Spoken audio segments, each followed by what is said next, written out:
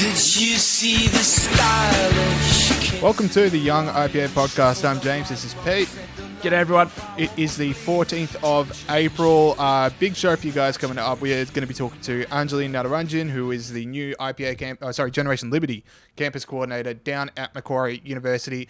Generation Liberty has a whole lot of exciting new projects and content coming out over this lockdown. So we're going to be talking to Anjali about what are the stuff that Generation Liberty members can be expecting, which we know a lot of our listeners are members of. So that's exciting.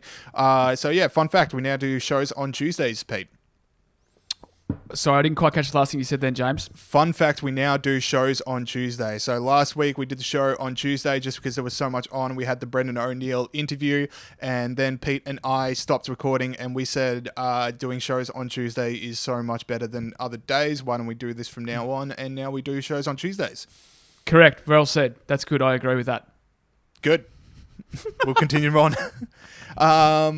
So we got a lot to talk about in this show. We got Parliament is not coming back till August. We've got all the fines that have been handed out over the Easter weekend. We've got Trump versus the World Health Organization, heroes and villains. Pete, anything you're looking forward to in particular?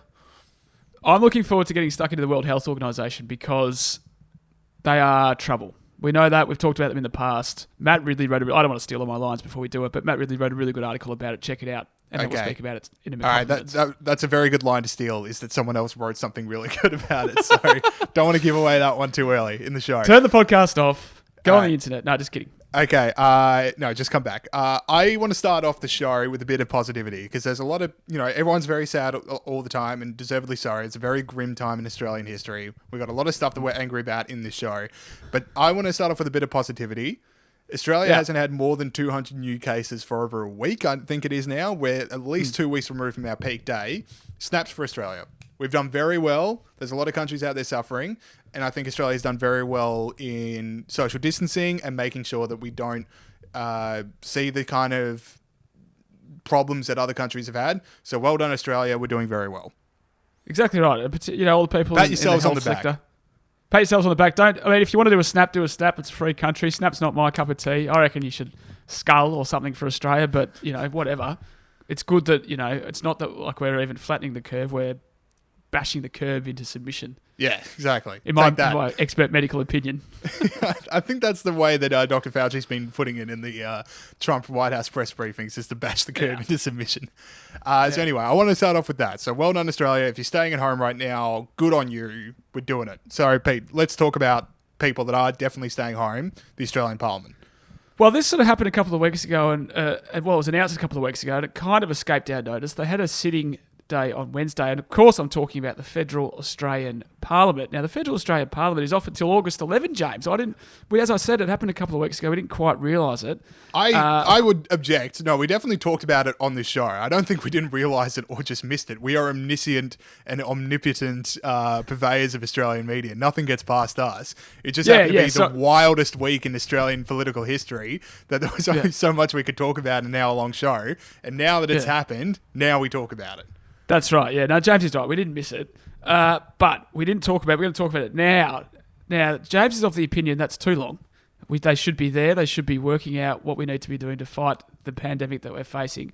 I started off agreeing with that. Then I started disagreeing because I thought about Belgium a few years ago, where Belgium had some kind of suspension of their parliament because of some kind of impasse that they were having with their budget, and their economy went gangbusters because the parliament wasn't able to do anything in the interim. So I started agreeing with that viewpoint for a while, but then I changed my mind again because obviously these conditions are very different. We're facing a pandemic. We probably need our parliament sitting. And also, James, what an emotional week it's been for you.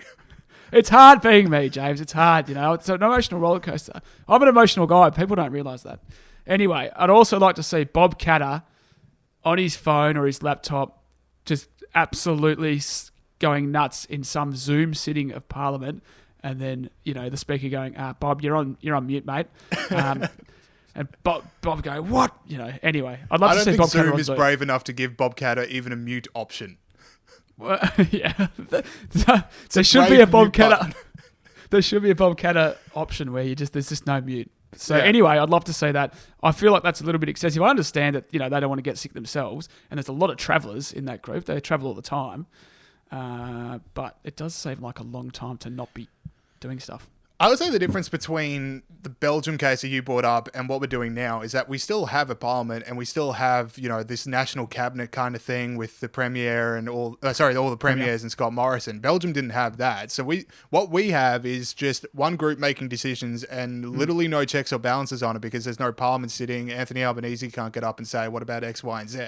So that's why I think parliament should still be there. Like, you think about job keeper payments, which, I said last week that it's a good idea, but we do, when this kind of money is just being handed out, we do need some voices in there going like, wait, are we absolutely sure about this? And we don't have that anymore. And I just think when you tell the entire Australian workforce to go to Zoom meetings with their Bob Catter options, Australian Parliament can't do that? Like, what are the rules that are stopping 150 people jumping on a Zoom call or a Skype call or, if you're worried about privacy, make your own one kind of thing? I don't see why Parliament needs to be suspended when Parliament sat during Spanish flu and World War II, which to this point were bigger problems than what we're facing right now. Particularly the Spanish flu one, because, that was also a pandemic. That sort of makes it a good example. I just think it would be good for them to, because as people say, they try and shut you down speech during periods like this. Anyone who raises any questions about the lockdown gets shouted down, when really this is the time when decisions are made that affect us for decades and decades and decades, that we need as much oversight as possible.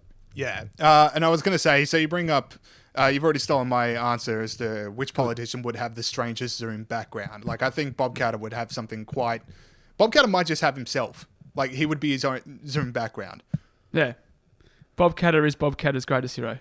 Or greatest mentor, as they say in The Office. Yeah. The problem with me is I do Zoom meetings off my phone, which means I can't do the hacker Zoom background because every podcast, we do this podcast through Zoom, every podcast I'd have a different photo of Peter Gregory as my background. And I think the Australian people are being robbed of that option. I think that's a real shame, James. I didn't know that was the thing. I was wondering why I couldn't work out how to do the background. I just put it down to being crap with technology, but it's because I'm using my phone. Yeah, I've looked it up. No, so you need the absolute newest phone to do it, or my laptop predates Western civilization, so I can't really do it off my laptop either. You should be able to do it because your laptop got fixed just before coronavirus hit. Well, I don't know what I would choose that's different from my current background. Nondescript share house is my vibe. Yeah. So I'm going to go with it. It's got a nice place you got there. All right, so yeah, that's a Parliament suspended. I want to talk about, I previewed this, Don Harwin, New South Wales Arts Minister. Now, we talked last week about the Scottish the Scottish Chief Health Officer that went to her second house in the middle of a lockdown. It's come to Australia now. So Don Harwin has quit his arts ministerial portfolio 2 days after it was revealed he decamped to his Central Coast holiday home during the coronavirus crisis. He said he's been fined $1,000 by New South Wales Police from relocating from Elizabeth Bay to Pearl Beach in contravention of the ministerial direction. Mr. Harwin said he sought at all times to act in accordance with public health orders and, quote, remains confident, end quote, that he had done so. Bad news, Don, you had not. I don't know how you can be confident that you had followed the health regulations when you definitely did not follow them, but he says he's followed them. That is the bit that struck me, was this kind of disconnect between Don Harwin, who's saying, yeah, I'm going to resign, even though I didn't do it, and the police who fined him for not doing it. So presumably he did do something wrong. And if, the people making these rules can't keep up with what's legal and what's not legal, it's little wonder that no one else can. I'd also note that in her speech, Gladys Berejiklian said, now, where is it here? I can't find it. But anyway, she said, I know Don thinks he follows the rules. Don assures me that he followed the rules, but I've accepted his resignation. So even she, gathering from that, is not quite 100% sure if he's done the right thing or not. And then, anyway, so he's fallen on his sword. But there you go. Clearly not sure what's going on. I don't think it is a mini thing. I don't think it's like, sitting down on a public bench in the middle of a run because you're tired, whether that's illegal. This is literally going from one house to another house that isn't your primary residence. Like, that was one of the most obvious ones. Yeah, and it's going from an international city where there's heaps of travellers Yeah. to a little country town and I think you're potentially being- taking it with you. Yeah, I think you're being a bit too generous towards Don Harwin here, saying, "Oh, it's it's a weird one. You don't really know which one is to follow." I think this one's pretty black or white. Yeah, but if you're telling people to isolate, people in their heads go, "Oh, well, I'll go to my holiday house, or I'll go to somewhere where there's less people." It's a natural inclination. I think you're being a bit kind on him. And the second thing is, like, this is the most...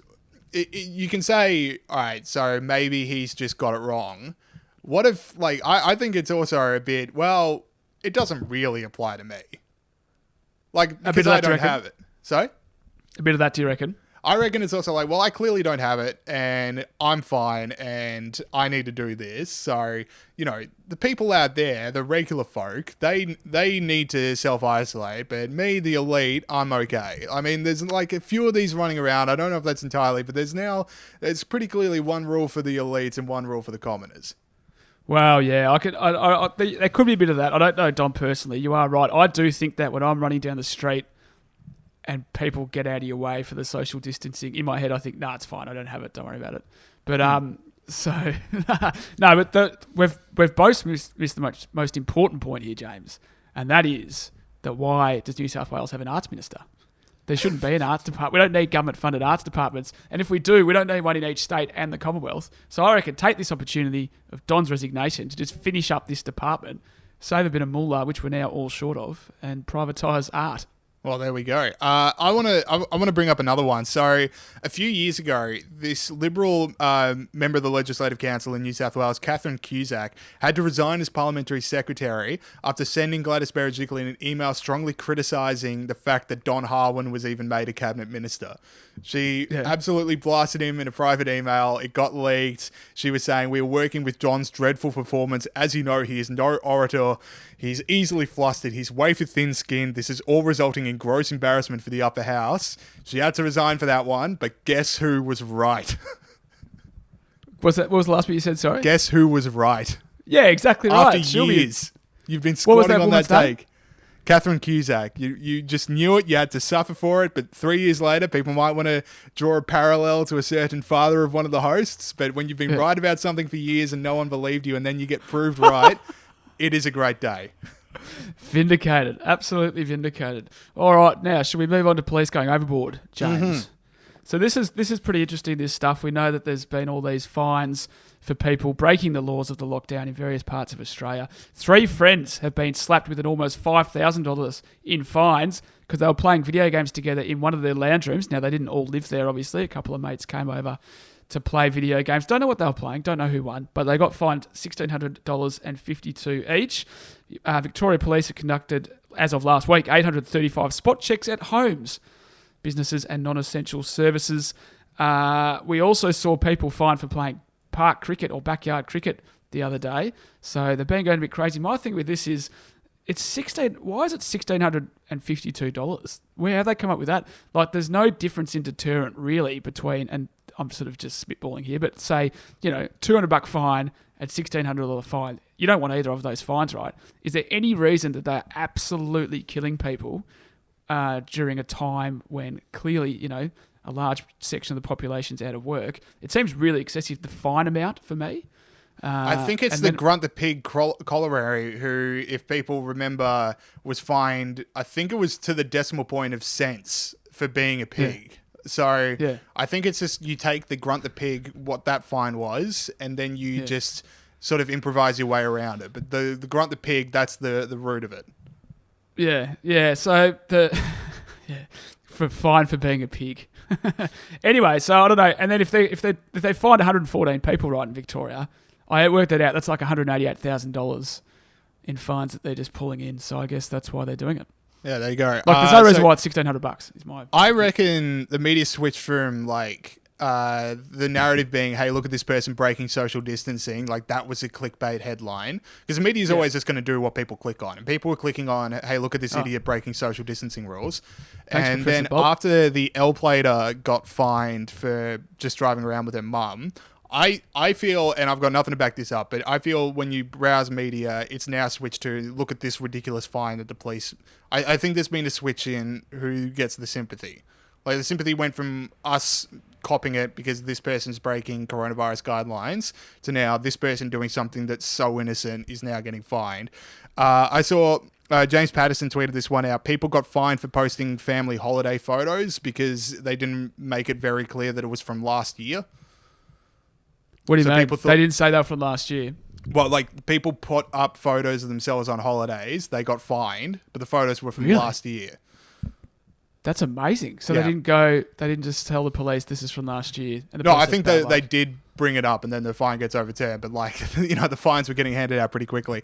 And then I saw this one as well in Queensland. Someone got fined for driving from Cairns to Port Douglas for a Tinder date. Now, sir, not even in time of good public health can I condone that kind of activity. There is no reason to be driving How far is that? from Cairns to Port Douglas. It is too far. I'm going to Google it.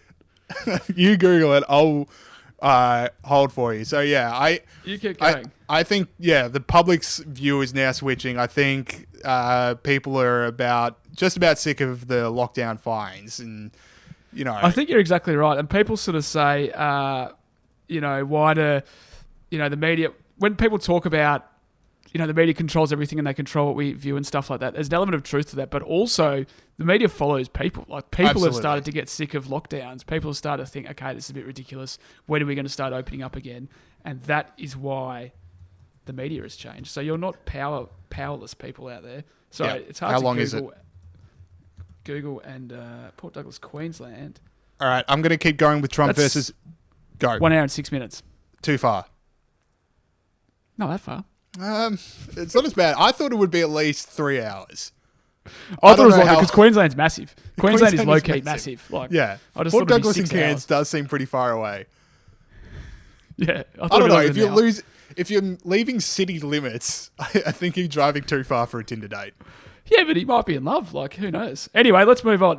All right. I would talk about this for an hour and a half, but we need to move on. So, In a better world. Trump versus the World Health Organization. Now, last week, my villain on the show was Bruce Aylward, a Canadian senior WHO advisor, the guy that ducked questions about Taiwan from the reporter. called This him scum. is... Sorry? I called him scum. You did, and probably you a bit were much. nervous about that, but now you've called him it on 2 different episodes, so you've really become emboldened by it. All right, so this is now, and I want to say it's a result of me calling him the villain, but now Trump versus the World Health Organization, or just Scott Morrison's now attacking the World Health Organization. It's now Everyone's okay doing to do this, and I think it's because of us. Yeah. So here are some of the reasons the World Health Organization are getting absolutely blasted in the media. So in January, the World Health Organization tweeted, preliminary investigations conducted by the Chinese authorities have found no clear evidence of human-to-human transmission of the coronavirus. Also in January, the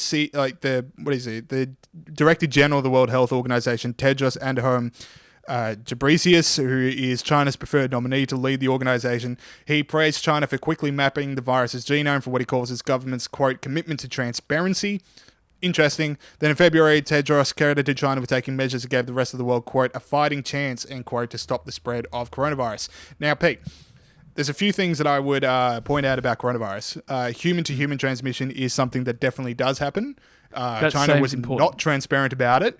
And the rest of the world was not given the greatest of fighting chances because of China's work on the coronavirus.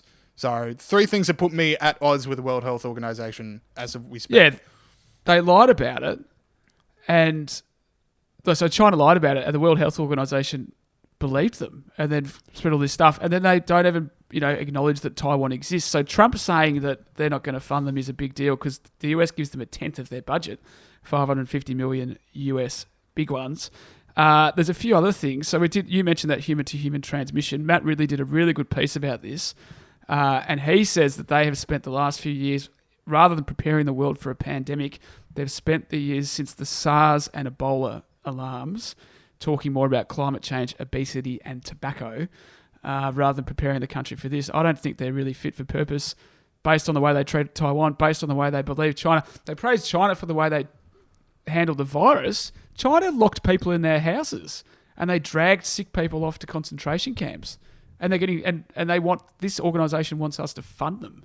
They're a disgrace. Trump is exactly right to say he's going to question their funding. At least they have to reform. There was a great article in Business Insider about this, and it basically comes down to either the World Health Organization is incompetent or it's afraid of the Chinese government and is just going to peddle what the Chinese government tells it to do. Either way, neither of those options are good. Yeah, neither of them are good. They don't. I mean, yeah, they've failed in their thing to get ready for this kind of event for a number of reasons. Yeah.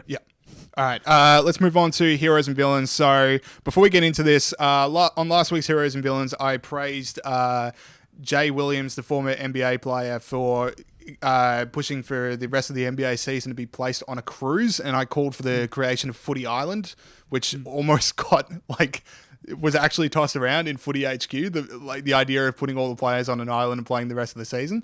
So I'm a man of influence. Dana White, the CEO of the UFC, tried to get Fight Island happening. He apparently used a privately owned island to build a UFC headquarters so they could still host UFC fights. But the US public health people are saying he can't. I like sports islands, all right? I like sports islands. I want a Footy Island, and I want a Fight Island. And I want all other kinds of islands. When James Bolt speaks, things happen. Yeah. It's like a butterfly flapping its wings and then somewhere else on the world there's a tidal wave. Except it's a really small, weak butterfly that started, mate. So I'm very impressed that the island is now a thing and could happen. Well done. That was you. Hopefully. So bring back Footy Island. All right. So Pete, your hero, the Grunt the Pig, Snort of Freedom. This is someone that stood up for good things and for freedom and for good news around the world this week. So hit us with it. Mate, I'm really happy about my hero this week because we like to slag this mob off a lot. And this week they're my nomination for hero. And they are the ABC. So a couple of things the ABC's done this week, which has really impressed me. Last week we told you about how ABC Drive Melbourne took out a key phrase of Gideon Rosner's video about ending the lockdown. Now, Media Watch on ABC, a particular part of the ABC that we slag off the ABC in general, and in particular we slag off Media Watch, but Media Watch this week featured that performance from ABC Radio, and Paul Berry, to his credit, found them guilty of poor behaviour or whatever it's called. So I'll play a clip of that now. But when they replayed the audio, a key line somehow went missing. Do it safely, but do it. Not in 6 months, not in 1 month, now. Spot the difference. The IPA's full quote was, Do it safely, with appropriate social distancing measures in place. and that line about having Appropriate social distancing measures in place. is kind of crucial. So Paul Barry will be absolutely over the moon to find out. He's half of my nomination for Hero of the Week. And my other Hero of the Week within the ABC pyramid of heroes is Michael Rowland, who had Daniel Wild on ABC Breakfast News yesterday morning and then tweeted out, thanks for all... So the IPA's Daniel Wild. Thanks for all the feedback on our chat with Daniel Wild from the IPA this morning. It's our role at the ABC to accommodate and test all viewpoints in Australian society, not just from one side of the spectrum. Thanks for watching. Pretty simple sentiment, you would have thought, James. Pretty uncontroversial.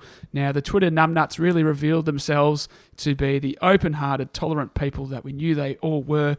The IPA was trending all day because of this tweet by this ABC journo about how, we should have the IPA on from time to time.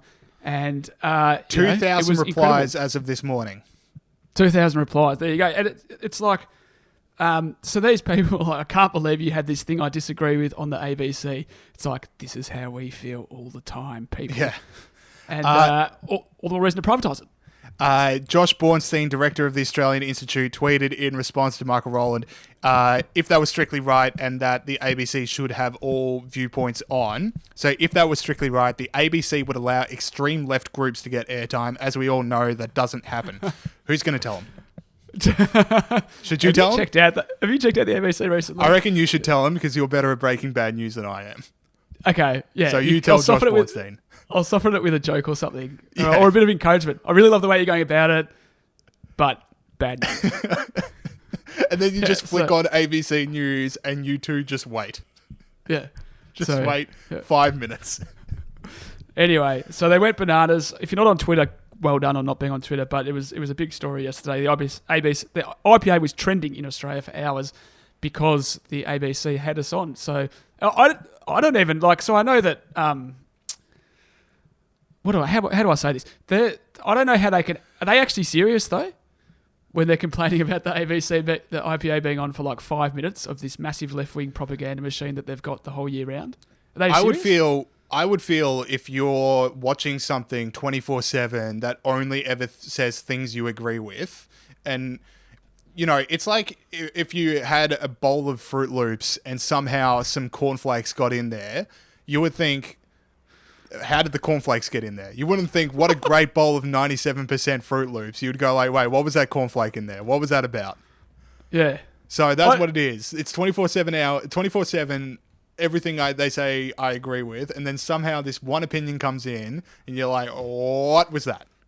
What was that? Yeah. I don't know. I mean, for me, I always felt like they defend the ABC because it's a massive help to them. Like, it's this billion-dollar propaganda machine. But I always assumed deep down they knew it was an absolute stitch-up, that we all pay for this thing that forwards their point of view. I assume they knew that, but maybe they don't. I think a lot of those people are in such a bubble that they go, I have the views that are correct and that everyone else has. And then when you see a view that you do not agree with, you go, that's incorrect. That's not what I think and therefore what the Australian public thinks. Why should that be allowed? Yeah. So that's what it is. Anyway, that's what I learned. And anyway, ABC, my heroes, Michael Rowland, Paul Berry.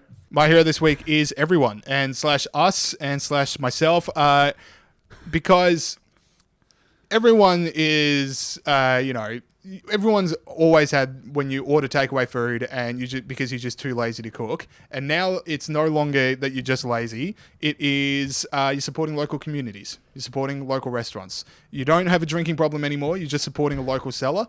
Everyone's okay now. We're all pillars of our communities every time we get too bored or too lazy to cook. So good on everyone. Keep ordering and keep being lazy. That's how I feel. When I get my La Porchetta or my fish and chips, I'm like, I'm a really good bloke. Yeah. I'm helping out some poor franchisee or some poor person running a takeaway thing, and I feel good about it. Even though, I used to not. I live in a house with 4 other people who are all amazing cooks, and they all have now got this coffee press, and they make themselves coffee from scratch every day.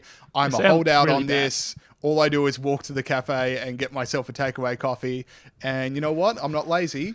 I'm just helping local businesses. No, exactly right. I couldn't agree with you more. And how about that thing that went around on social media saying boycott Uber because they're charging restaurants 30% to do the delivery? It's like the only reason a lot of these restaurants are still open is because of Uber. You absolute nitwits. Anyway, good on Uber. So, all right, and also the Uber Eats delivery drivers, like those kind of campaigns are just like, these people should not even have the one job that they do have. Yeah, these people that don't earn much anyway should earn absolutely nothing. Okay, let's move on to villains. Villains of the week. Oh, you go. Yeah, so because you don't like introducing the thing, remember? I do not. The fake nudie run by Extinction Rebellion is going to play now. As Extinction Rebellion protests enter their 6th day. There it is. That's not a real nudie run. As a result, people who stand up for oppression and not liberty are called the fake Extinction Rebellion nudie run award winners of the week. James, hit us with what you got, mate. Okay. I swear this happens every 2 months, but the UN has appointed China to the United Nations Human Rights Council panel on human rights. The United Nations Human Rights Council. Like, China's on there now. China imprisoning 1 million Uyghur Muslims. China dragging sick people off to camps and, what was it? Like, actually welding people inside buildings. Human Rights Council. Thank you, UN. The UN does do this all the time, but that's no reason for us to not talk about it because it is a disgrace. And people say, we should listen to the UN. And every time they say, Australia's immigration program is, contravenes international law, and everyone says, oh my God, the UN doesn't like us. People have to remember that this is the kind of stuff the UN pulls on a regular basis. A bloke from Taiwan who's in the Taiwanese parliament had a really good tweet. His name is Wang Ting-yu. He tweeted, passport holders of Taiwan, the second freest country in Asia, cannot enter UN buildings, but China, a country that corralled 1 million Muslims into concentration camps, gets to pick human rights investigators who will oversee abuses across the globe. Does this make sense? Narrator, this did not make sense. That's a very good tweet by you with the old thanks, narrator mate. joke. Got 5 likes, I think. So there we get go. around it. Anyway, do you have anything more on that, or should we? Yeah, so move China is now able to influence the selection of at least 17 UN human rights mandate holders over the next year, known as special procedures, who investigate, monitor, and publicly report on either specific country situations or on issues all over the world, such as freedom of speech or religion. So China gets to appoint people investigating human rights. Big problem. Now, the one thing that the UN could leak out is maybe they're just doing a keep your friends close, but keep your enemies closer. And there's no way you keep your enemies closer on human rights than appointing them to the Human Rights Board. So that would be the line I'd be pushing if I was a UN. Well, when I'm having an argument with someone, the first thing I do is appoint them to a human rights committee. And if that's what the That's UN's why you been doing, appointed me to so many committees. I'll put you in charge of so much stuff. The UN, if that's what their tactic is, they've been doing that for a long time.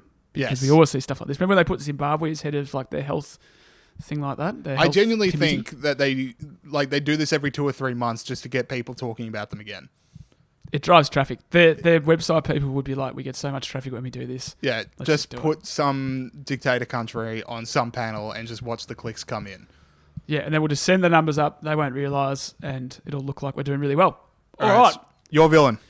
My villain is the New York Times, James. I did the ABC as my hero, so I'm going to have to slag off another lefty media organisation as my villain to make up for it. Their reporting of the sexual assault allegations against Joe Biden has been a little bit sneaky, James. So let me run through a few things. They had, first of all, let me start off here. They had a paragraph in this report about Joe Biden that said the Times found no pattern of sexual misconduct by Mr. Biden beyond the hugs, kisses, and touching that women previously said made them uncomfortable. Now, if you rule out all the bad things, there's no bad things left. All the times that he touched women that they didn't want him to touch them and made them really uncomfortable. Apart from that, he did no sexual harassment. Sorry, New York Times, but for like 5 years, this is what you've been talking about, and this has been your thing. You can't now change the rules and say, a bit of a misunderstanding. Our apologies. There's more, by the way, but this is my first point. To me, it's just the perfect way of deflecting an argument is to just go, well, if you remove all the bad things about this person, there's only things left of good things, so therefore he's a good guy. I mean, Exactly it's very right. good gaslighting. So if you just ignore all this other stuff, then there's no more stuff to ignore. Exactly right. Once it's there, guy. Anyway, so that happened, right? And they included it in an article and they included it in a tweet, and then there was a bit of a backlash, and they removed it, but they didn't tell anyone that they removed it.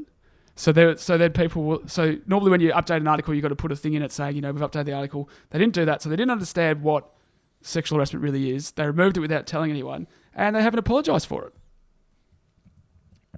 Yeah. And so one more thing, Rita Panahi's been all over this, so she has all the information if you want to know more. And I just think they've said, after years and years and years of absolutely flaying people for this stuff, and this is the world they've created, now it's their guy, and they don't want to do it. Yeah. All right, let's now go to our interview with Anjali and Nadaradjane. We're now joined for the first time by one of the IPA's new campus coordinators, Anjali Nadaradjane, from Macquarie University. How you going? I'm good, thanks. How are you? Awesome. So we got a whole lot to cover. We got all this new stuff that Generation Liberty are coming out with in the next couple of weeks that we want to talk about. I want to start with this though. Anjali, you've written for the Spectator Australia, which already makes you more qualified than myself and I think Pete, who's never been in the Spectator Australia. No, I've been in the Spectator a few times, James. So all right, so you're definitely more qualified than I am. So what did you write about and how can I one day become the journalist that you are? Oh, you're too kind. I've written on a variety of liberty-related issues, from civil liberties, free speech, to internet freedoms, as well as the tobacco plain packaging laws and the impacts of intellectual property rights if plain packaging laws go forward. So a wide range of issues, as well as politics and public policy issues that were happening in Australia at the time, such as the lockout laws. A variety of different issues liberty-related. Which one was your favourite article to write? I think the tobacco plain packaging laws, because I'm a law student, so a lot of the issues coming up were like, what is the impact on intellectual property rights? What is the impact for companies and into the future? So it had like very far-reaching consequences, and I really enjoyed working with my colleagues to write that article. Now, Anjali, I noticed that you haven't done one for a while. Is it dropped off deliberately, or are you going to write another one soon? What's been causing this delay? A bit of uni stuff going on? A lot of uni stuff happening. A lot of the times I was writing on behalf of the Australian Taxpayers Alliance as well, which is a grassroots advocacy body. So while I was a research associate there, I did have the opportunity to write a lot more frequently, but I'm still in contact with the Spectator Australia, and I do hope to maybe get an article in perhaps in the next few weeks, because I've got lots of time on my hands with coronavirus happening. That's right. Yeah, we've no one's got anything but time in their hands. Now, we want to talk to you about Generation Liberty's new product, Viral Banter, the Gen Lib CoVID Forum. So, what were your experiences making that? Which everyone can check out on the Generation Liberty Facebook page, also on the IPA's Facebook page, just wherever you want to check it out. So, what did you enjoy doing about it, and what were your main takeaways from it? I thoroughly enjoyed actually being able to talk about the civil liberties that are being curtailed at the moment. I think because coronavirus is so topical at the moment, it was good to really have a platform to provide a perspective for what young people are going through in this crisis. So I was able to highlight a lot about the impacts of coronavirus on the job market. It's going to be very tough for young people to get back into that market, considering that they are in a more, they're not in indispensable positions and they're more likely to be laid off, as well as the fact that they need to capitalize on new opportunities that are happening at the moment in order to adapt to a very vastly changing and rapidly changing economy. So it was really interesting as well to chat with some of my other fellow coordinators as well about their perspectives on government overreach as well as what was happening in their states. Anjali, what did you feel about the name Viral Banter? Renee Gorman thought of that. She thought it was a 10 out of 10 gag. What would you give it out of 10? And do you think Renee is ready for fatherhood? No, I think it was a good one, especially considering that we are living in a very much a pandemic at the moment. I think Viral Banter was perfect for that particular. There you go. Renee will be absolutely pumped about that. She was pretty proud of that. Well, I'm not as entirely involved in this project as Pete is, but I did see one of the names that was getting floated around being meat and potatoes for a hot second there, which is a very Peter Gregory saying. So, Pete, do you have any comment on how close we came to that name, which is the most fatherhood name in history? I don't want to, reveal the inner workings of the Gen Lib hierarchy in terms of how we come up with stuff. But meat and potatoes was on the table for a while. I'm not going to lie. I don't think it was my idea, but I don't want to reveal too much. Effectively. All right, fair enough. But Anjali, as you say, there's a whole lot of young people out there that are feeling the brunt of the economic decisions of the various state and federal governments. Have anyone close to you been affected, or maybe yourself has been affected? And what are the sort of human experiences that you're noticing out there? Because from my perspective, half my house have been either stood down or laid off, and it's pretty grueling seeing it face to face and just seeing conversations like, okay, rent's coming up, what do we do, kind of stuff. So is that something that you're seeing as well? Yeah, absolutely. So I think among the younger population, a lot of the issues that we're facing is more to do with the impacts this will have on our education and our jobs. Young people are facing interrupted educations, vanishing jobs, and a lost social lives. And a lot of young people, I think, are being portrayed as reckless and self-indulgent for wanting to have that social life. But it's actually true that younger Australians are going to pay the price for defending the elderly from the threat of coronavirus pandemic, and thanks to the fact that the tax system is skewed against them. So I think that that young people are bearing much of the brunt of the virus shutdown and its economic impacts. And because of the fact that young people tend to be a rather social generation as well, this is going to have a lot of impacts on mental health as well as things like missed job opportunities and a lost chance to actually begin a career when this all ends, as well as delayed graduations or having to delay your degree because of these issues happening. So, Anjali, I just want to take up your point there where you said that young people are going to have to pay for this and they're sort of being depicted as a little bit reckless at times in the media. Do you think that's fair, given, that a lot of the people making these decisions have basically 100% job security and they'll never, ever have to deal with what the choices that they're making on young people's behalf? Yeah, I think it's been the fact that the media hasn't really provided a strong perspective of young people, because young people are the ones facing interrupted educations. Many are delaying their degrees or graduation. Many are going to face missed job opportunities, as well as the prospect of vanished jobs or a lost chance to begin a career. So this is going to have large economic implications on young people particularly. Also, the fact that young people tend to have very social lives, tend to be more active. The fact that we can't go out as we used to, we can't play sport with friends. These will also impact significantly on the mental health of young people. And the fact that most young Australians aren't in a vulnerable group. A lot of the patients that have coronavirus are more elderly, or they have particular chronic illnesses. This means that young people are really bearing much of the brunt for the virus shutdown and its economic impacts. One part of Viral Banter that I want to talk about with someone is Boston Edwards, great friend of the show, great interview last week. We all had a lot of fun. Boston gave the ABC a massive spray for not showing the Queen's speech. So how did you feel about that? Was it fair? Maybe a bit much? I think they should have perhaps broadcasted the Queen's speech, given the fact that a lot of Australians do look up to the Queen, and she provides a strong voice in the community. So I do believe that the ABC should have provided it and shouldn't have had any political view not to do so. Yeah, he was very fired up. I think the word disgusting was bandied around a couple of times by Boston. Very passionate monarchist. Now, I want to move on to a slightly different topic that we're launching pretty much today, and that is the Gen Lib lists of 5. So young people can check out on our Instagram and Facebook and website. Lists of 5 things to get you through the lockdown and just to provide a bit of interest. Stuff like top 5 favourite video games, top 5 favourite binge-worthy Netflix television programs. What list of 5 are you doing and why? I've decided to go with the top 5 books, mainly because I'm a massive bookworm and also love to read. And I think there's a lot of good literature out there. I think the coronavirus shutdown has given a lot of opportunity for people to actually have a time to sit down and read. So yeah, I'm going with a book list. Right. And so can you give us any hints about what's on it at the moment, or is it sort of still top secret?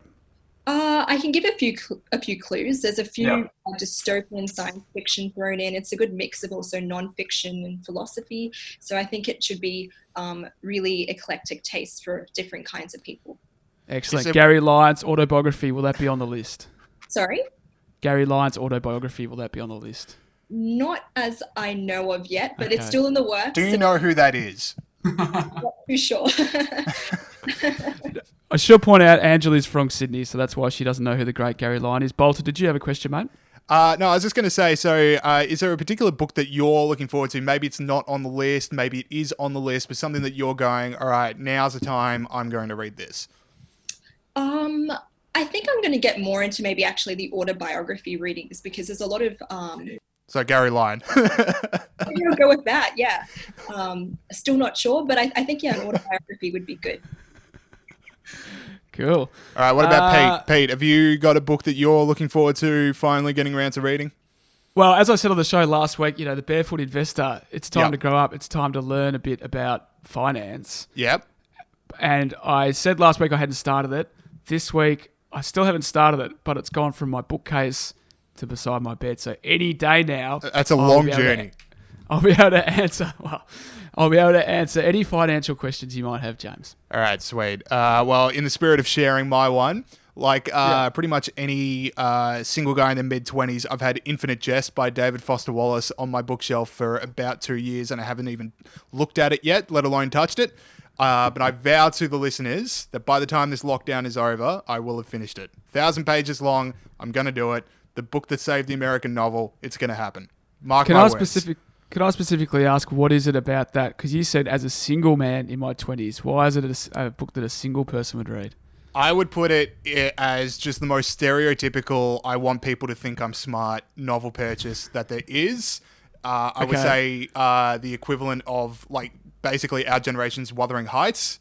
Just this is the book you have to make people think that you're smart, and no one's ever read it the whole way through. But again, I vow. I'm waving my fingers around for people that can't see it on because they're listening, but I will have that read by the end of it. So finally, you'll be able to explain what happens at the end if no one else finishes it. So, Anjali, you're a Gen Lib member. What is it that you like about being a member of the Gen Lib? And also, how did you come to be interested and involved in the great ideas of liberty? I love being in Gen Lib, first of all, because it provides a really good platform to be vocal about a lot of these liberty-related issues, one that I didn't have perhaps before. And it's also a great opportunity to meet other like-minded individuals and connect with them and have gatherings of people actually discussing important contests of ideas. I really got into the liberty movement, I think, when I first became a research associate at the Australian Taxpayers Alliance. And that's an organisation that focuses a lot on government red tape, wasteful spending, and over-regulation. And I was able to write, as I've mentioned before, on various issues, and that made me more cognizant of our political sphere and the issues of freedom. So that really got me into the liberty movement, and since then I've been involved with Students for Liberty. I've been to the Freedmen conferences, and now I'm here at Generation Liberty. That's really Awesome. interesting. So you were... No, Oh, you go, sorry. Pete. Thanks, mate. Yeah, that's really interesting. So you didn't... you weren't interested in this kind of thing before you started at the ATA, but sort of being there got you involved. Is that right? Yeah, absolutely. I mean, I'm also very much involved on my campus in my Liberal club, and that was already because I was interested in politics, but definitely being at the ATA really solidified that and allowed me to really make sense of my ideas and thoughts. Cool. All right, I've Shoot, got one more James. question. So we talked about how you've contributed to the Spectator Australia. You're also a Generation Liberty thing, but also a law student. Now, we know a fair few law students. Safe to say that some of the views that Generation Liberty have don't exactly appeal to a lot of law professors out there. Is this something that you're experiencing yourself? Not too much. I'm fortunate that in my campus there's a lot more of a broad range of ideas, and I don't have to face too many of the issues that some of my colleagues, even in Generation Liberty, do at other university campuses. But certainly in classes, it does come up that, you do see a bit of a political trend towards the left, perhaps, within law professors. But I haven't personally faced any that would have affected me significantly. All right, cool. Anjali Nadaradjane, campus coordinator down at Macquarie University. If you are at Macquarie University, or if you know someone who's there and wants to get involved, make sure they're signing up to Generation Liberty so they can go to all of the cool events. So thank you so much for joining us on the show. Thanks for having me on. It was a pleasure. Thanks, Anjali. Okay, thank you to Anjali Nadaradjane. So make sure if you're at Macquarie University or if you know someone who is there, get them involved with Generation Liberty. And if you haven't already, watch Viral Banter. And if you are someone who is online a lot, make sure you're keeping an eye out for those top 5 lists because they are super fun. And I will finish that book, Pete. I will finish that book. Mark it down. Maybe. Now, let us get into some stories that made it to the live this week. Now, last week on the show, we brought up that Scott Cam was still getting paid by the Australian government. And much like Footy Island, the forces of politics have taken this up because it's come out this week that Scott Cam is giving up the remainder of his $347,000 salary, which is about $172,000 now. Because he can't be doing anything more because of coronavirus. So if people don't remember, Scott Cam was hired to become like the tradie ambassador for the government, given $347,000 salary. People were like, where's the stuff? Because as of last month, there were only 3 short videos, 4 social media posts, and a profile on a government website to show for the $347,000 we were paying him. So he's come out this week and he said, you know what? The $172,000 you still owe me, don't worry about it. What a hero. What a hero. I think that once again, this is a victory for us, firstly. That's my point. Secondly, he said in that interview on Sky that he hadn't done anything for the first 5 months because TAFE was on holiday, right? So he's basically so to which the reporter said, "Why did you start at this point then if no one's actually at TAFE?" So that was a good point. But secondly, he sort of has already admitted he did nothing for the first part of his thing because TAFE was on holiday. So I think Scott should be giving maybe all of it back. I also, absolutely. But everyone is at home right now. Everyone's in quarantine. Everyone's learning new skills. I've downloaded Duolingo. I'm teaching myself Italian. So if you want to hear how to say extremely basic Italian phrases, stick around next week. But Pizza. You're telling me Scott Cam can't do some DIY stuff around the house, like how to be a tradie in your own house right now? You're telling me there's no videos he could be making? That's all right. That's exactly right. Go to Bunnings, stimulate the economy. Go to Bunnings and buy some stuff. And Yeah, that's Of all 100%. the excuses right now, like there are so many things to be learning new skills about and building new, when this is all over, you can finally become the trader you always wanted to be. Scott Cam can be making these videos right now. Get back to work. I think you're right. Where's this spirit? This is very like kind of, I'm just going to give up, aren't I? You're exactly right. Come You on, can make Scott. all sorts of projects. Come on, Scott. You want to teach these young people to have a bit of spirit and, be a successful trader. Some Have gumption. a crack. You got a bit of gumption. Exactly right. No, I'm with you. I agree with that. Yeah, you're exactly right.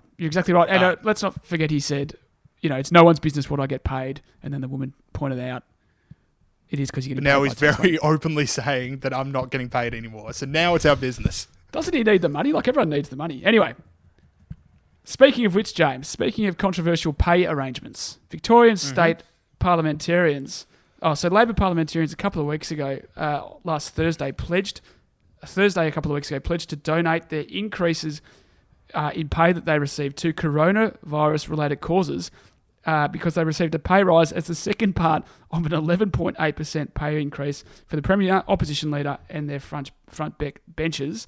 So obviously this caused a bit of a bit of an uproar. So they were scheduled to get this pay rise. It was a pretty big pay rise, to be honest. The Premier is the highest paid Premier in Australia, and they took the pay rise. And when they did take the pay rise, there was an uproar. And rather than saying, "Oh, we won't take the pay rise," because there's millions of Australians unemployed, we're going to donate it to charity.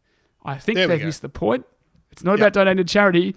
We just don't want to give it to you in the first place. So it's like people are losing their jobs and they're not even not taking pay rises. They're not even freezing their pay.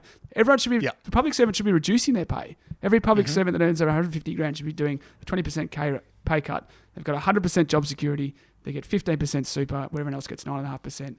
They get paid more than private sector workers.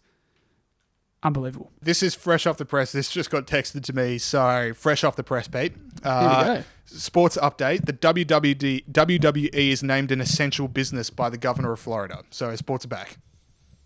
They're back. So hang on. Sports is back. So we're calling wrestling a sport for a start. Is that? Yeah, but that's the best side we've had. The WWE is now an essential business in Florida. Oh, so they have to do it. It's an essential business. Get it back up. We're back.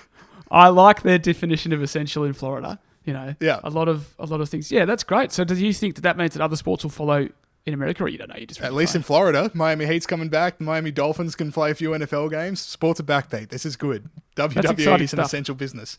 No, we really missed it. We do need it back. There's nothing to do on the weekends, especially because there's no sport. Now, last on the show, what we've been reading, watching, a guide for people out there. We talked about books as well. So earlier in the show. So Pete, what's been on your radar this week?